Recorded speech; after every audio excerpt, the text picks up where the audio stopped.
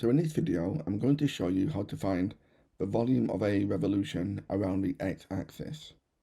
So this occurs when we have an area underneath this curve, and we rotate this area 360 degrees or 2 pi radians around this x-axis. In a previous video, I showed you where this formula comes from, but in this video, I'm just going to show you how to use it for more complicated functions. Okay, so for example 1, we're told that this is sine x, and that the two limits are pi over 6 and 5 pi over 6. And this region is rotated 2 pi radians around the x-axis so it forms a solid. And I just want to give you an idea of what that looks like. So we have our graph of sine x, and as we rotate this function around the x-axis, you can see it creates a solid.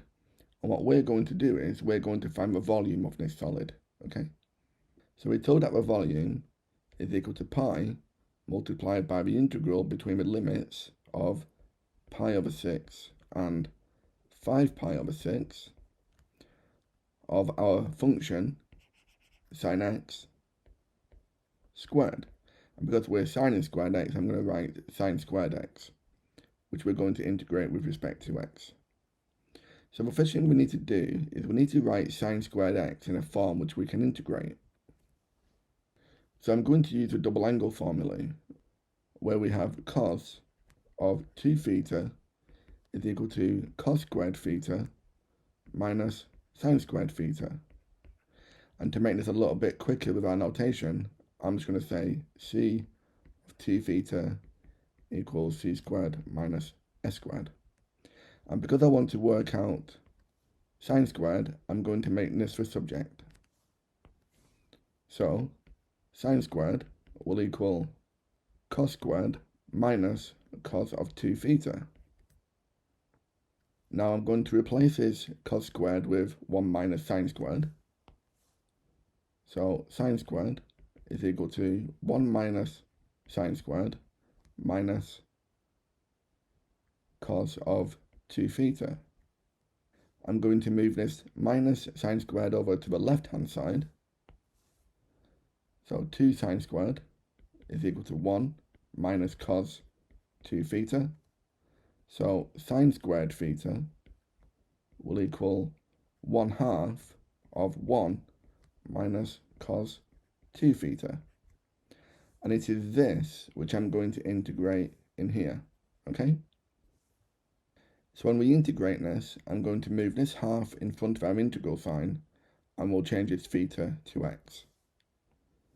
So now we get the volume is equal to pi over 2 times the integral between pi over 6 and 5 pi over 6 of 1 minus cos 2x with respect to x.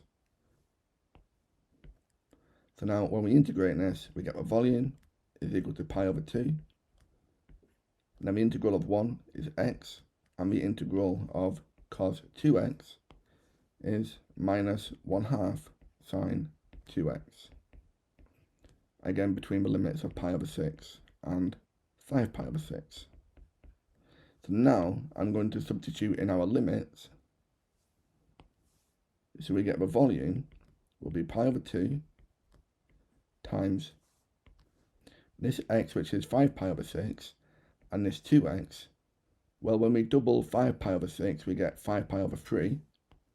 So I'll write 5 pi over 6 minus 1/2 of sine 5 pi over 3 minus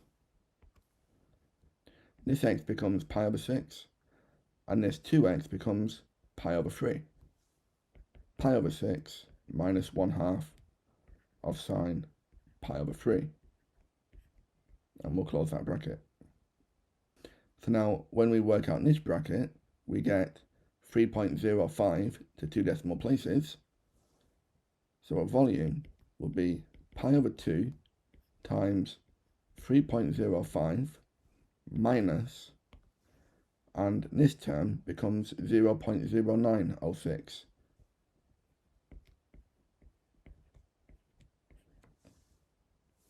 And when we multiply this by pi over 2, we get the volume to be 4.65 units cubed to 2 decimal places.